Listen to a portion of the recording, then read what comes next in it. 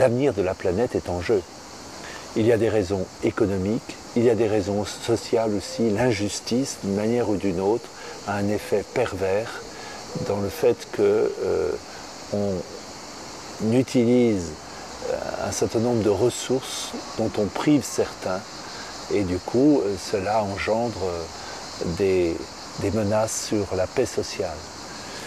Il y a aussi des raisons qui sont dans un certain nombre d'idéologies, de consumérisme.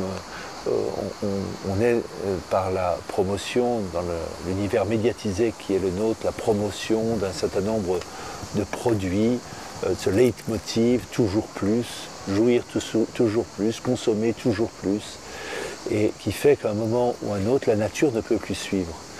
Et on a une espèce de course-poursuite par rapport à cette boulimie de consommation.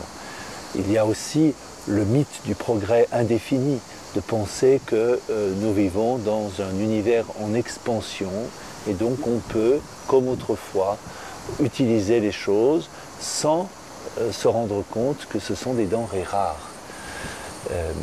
Donc oublier des caractéristiques de notre nature, de notre condition terrestre, qui est l'expérience de la limite.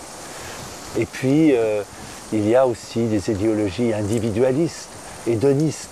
On regarde dans un repli sur soi ce qui nous fait du bien, ce qui flatte l'épiderme, et on oublie les autres.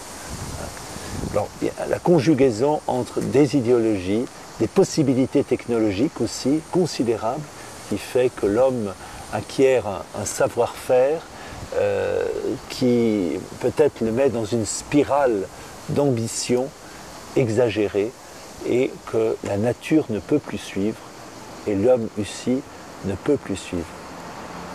Alors tout cela, naturellement, nous amène à un constat sévère, grave. Nous sommes au pied du mur, et il nous faut prendre des décisions.